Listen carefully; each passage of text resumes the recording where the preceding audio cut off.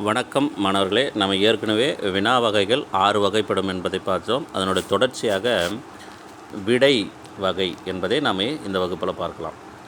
விடை எத்தனை வகைப்படும் அப்படின்னு சொல்லிட்டு கேட்டோம்னா 8 வகைப்படும். விடை என்றால் என்ன? முதல்ல விடை என்று சொன்னால் நம்ம என்ன பண்ணுறோம் அப்படின்னு சொல்லிட்டு கேட்டால், கேட்கப்படுகின்ற வினாவுக்கு நம்ம என்ன பண்ணுறோம் அப்படின்னு சொல்லிட்டு கேட்டால் பதில் சொல்கிறோம் இல்லையா? அந்த பதில் சொல்கிறதுக்கு பேர் தான் என்ன அப்படின்னு சொல்லிட்டு கேட்டால் விடை என்று பொருள்.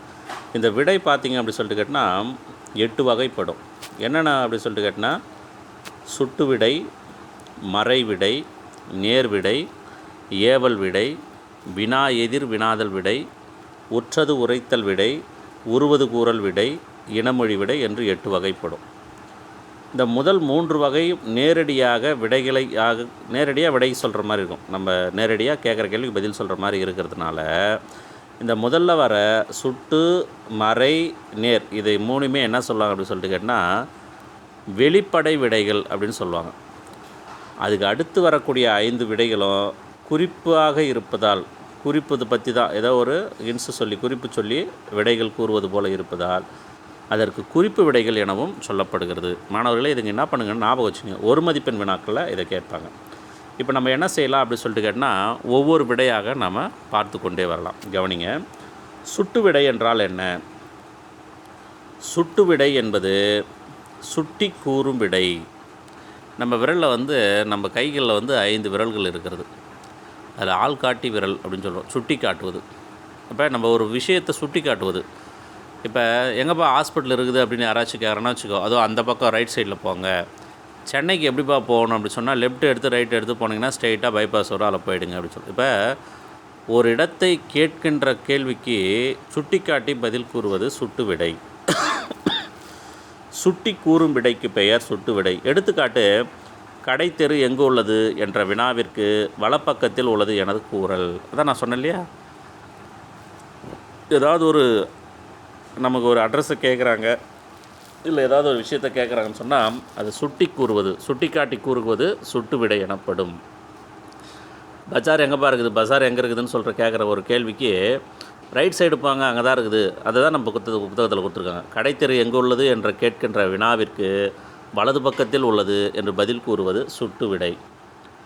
மறை விடை அப்படின்னு சொன்னால் மறுத்து கூறும் விடைன்னு எதிர்மறையாக சொல்லலாம். மறுத்து கூறுது, நான் செய்ய மாட்டேன், அதான் மறுத்து இடைமறுத்து பேசுகிறேன் இல்லையா? மறை விடை அப்படின்னு சொன்னால் மறுத்து கூறும் விடை. கடைக்கு போவாயா என்று கேள்வி கேட்டால் அதற்கு போக மாட்டேன் என்று மறுத்து கூறுதல். ஒரு வேலையை செய்கிறியான்னு சொல்லிட்டு கேட்கும்போது என்ன சொல்கிறது? மறுத்து பேசுதல். நான் செய்ய மாட்டேன், என்னால் முடியாது அப்படின்னு சொல்லிட்டு நம்ம மறுத்து பேசுகிறோம் இல்லையா? அதை செய்ய மாட்டோம். நாளைக்கு ஹோம்ஒர்க் எழுத மாட்டேன் சார், நாளைக்கு டெஸ்ட் வைக்கலாமா, வேணாம் சார். அதே போல் என்ன பண்ணுறோம்? கடைக்கு போகிறேப்பா, இல்லை போக மாட்டேன், அப்போ போக மாட்டேன், செய்ய மாட்டேன் என்று என மறுத்து கூறுகின்ற விடைக்கு பெயர் தான் என்ன என்று கேட்டால் அதற்கு பெயர் மறை விடை என்று பொருள். நேர் விடை என்றால் என்ன? உடன்பட்டு கூறுமுறை. நம்ம இந்த சொற்றொடர் வகைகளில் கூட படிக்க சொல்ல நம்ம நிறைய வகைகள் படிப்போம். அதில் படிக்கும்போது உடன்படுதல் அப்படின்னு சொல்லிட்டு உடன்பாட்டு வகை, உடன்பாட்டு சொற்றொடர்னு படிப்போம். உடன்படுதல் அப்படின்னு சொன்னால் சம்மதிக்கிறதுன்னு அர்த்தம். என்னப்பா நாளைக்கு தேர்வு எழுதலாங்க ஐயா. உடன்படுதல், உடன்பாடு அப்படின்னு சொன்னால் சம்மதிக்கிறதுன்னு அர்த்தம். நேர்விடை என்பது நேரடியாக உடன்பட்டு கூறும் விடை.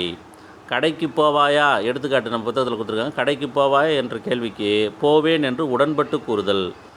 மறுத்து கூறனா அதுக்கு பேர் என்ன? மறை விடை. இல்லை நான் போகிறேன் அப்படின்னு சொன்னால் அதுக்கு பேர்னா உடன்பட்டு கூறுதல். அப்போ உடன்பாடு. இப்போ நம்ம என்ன பண்ணியிருக்கோம் அப்படின்னு சொல்லிட்டு கேட்டால் இந்த 8 விடைகளில் 3 விடைகளை பார்த்துருக்கோம். அதுக்கு பேர் என்ன அப்படின்னு சொல்லிட்டு கேட்டால் வெளிப்படை விடைகள் பேர். கண்டிப்பாக அது 1 மார்க்கில் கேட்பாங்க. முதல் 3 வினாக்கள் வெளிப்படையாக இருக்கிறதால அதுக்கு இன்னொரு பேர் என்னன்னு சொல்லிட்டு கேட்டாங்கன்னா வெளிப்படை விடைகள் சொல்லணும். அந்த வெளிப்படை விடைகளை நம்ம என்னென்ன பார்த்துருக்கோம்? சுட்டு, மறை, நேர். சுட்டு விடை என்றால் சுட்டி கூறும் விடை. மறை என்று சொன்னால் மறுத்து, நான் செய்ய மாட்டேன் அப்படின்னு மறுத்து பேசுகிறதுக்கு பேர் மறை விடை. நேர் விடை அப்படின்னு சொன்னால் உடன்பட்டு கூறும் விடை. இந்த நேர் விடைக்கு இன்னொரு பெயர் என்ன அப்படின்னு சொல்லிட்டு 1 மார்க்கில் கேட்பாங்க. உடன்பட்டு கூறும் விடை, உடன்பட்டு கூறுதல் அப்படின்னு சொல்லணும். அப்போ இந்த 3 விடைகளை தான் நாம் இங்கே பார்த்துருக்கோம் மாணவர்களே. அடுத்து நம்ம என்ன சொல்லலாம் அப்படின்னு சொல்லிட்டு கேட்டால் இந்த குறிப்பு விடைகள் 5 இருக்குது இல்லையா?